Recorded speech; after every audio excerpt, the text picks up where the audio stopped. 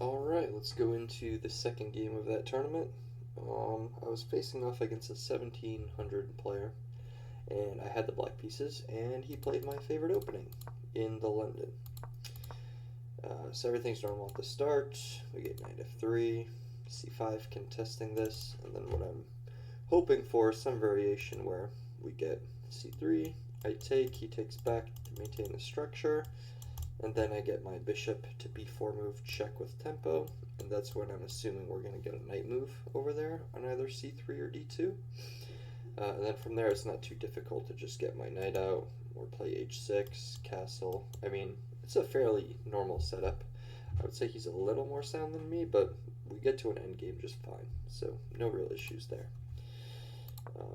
And we get the c3, and I play knight f6, and we get knight to d2.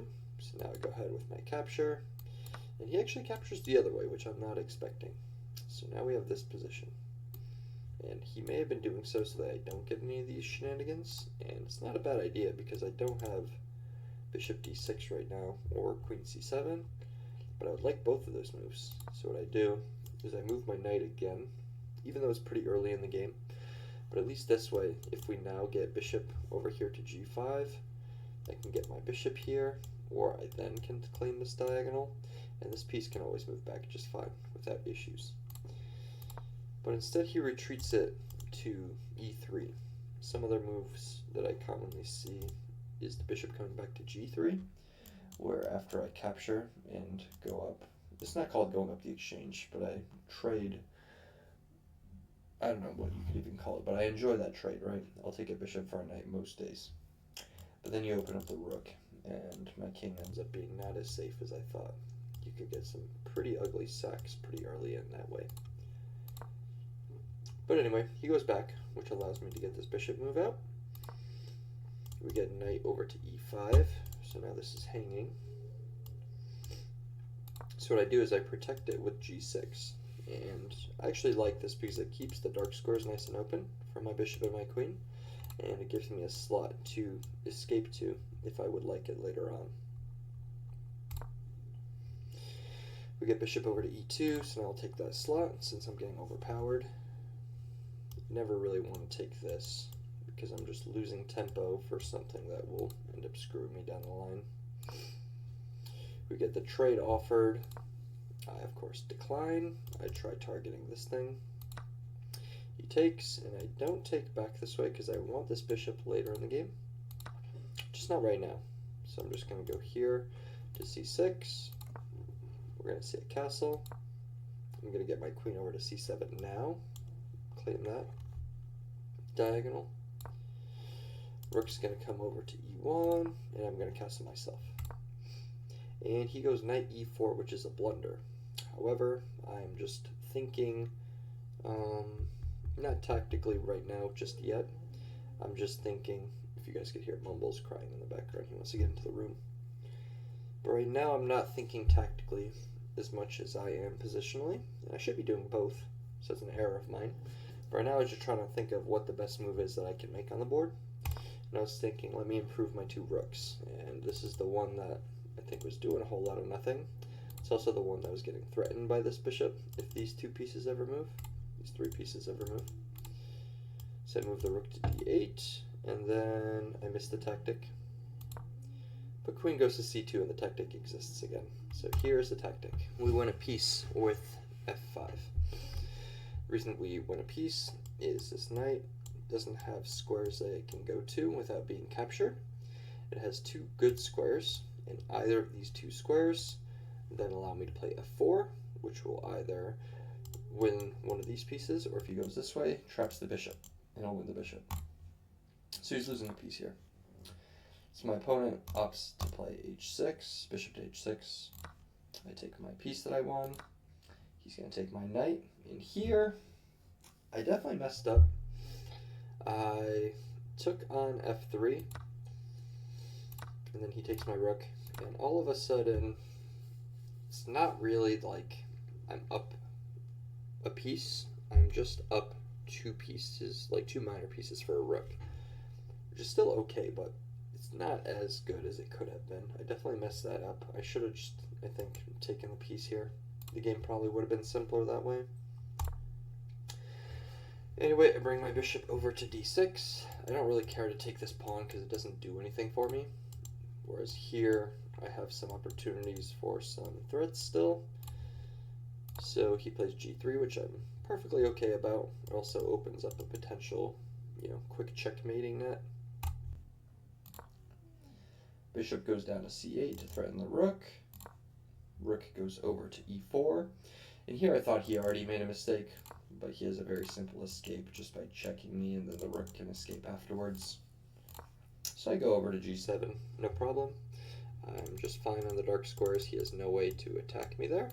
And then I'm protected here from the rook, just fine as well. He brings his rook to safety now to e3. He puts some pressure on my f3 pawn, which is important for him to do because this can be quite the threat late game. Either through like a backdoor checkmate, and then he can't escape with his king, or just, comboing it in with the queen.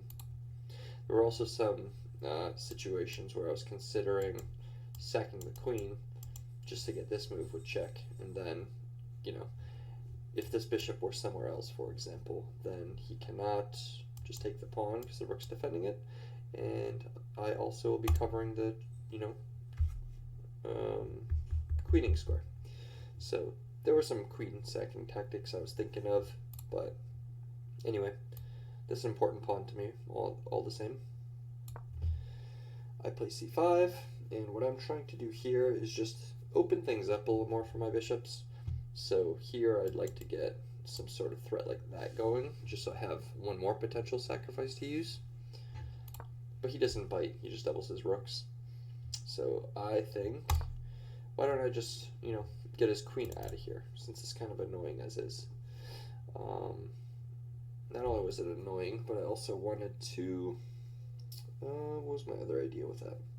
I think I wanted to clear some paths for me to protect this pawn.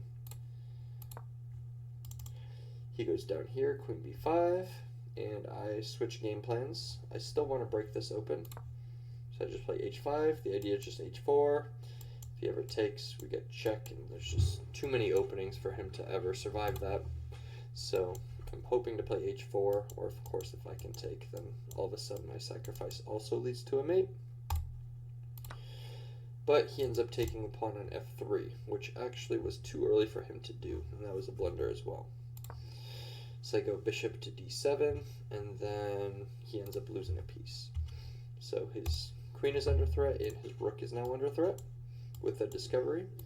And he can't protect both at once, even though it seems like he can with queen over to d5, because my bishop's just going to slide into c6, threatening them both once again, but this time there's no convenient check for him to have to escape with both pieces.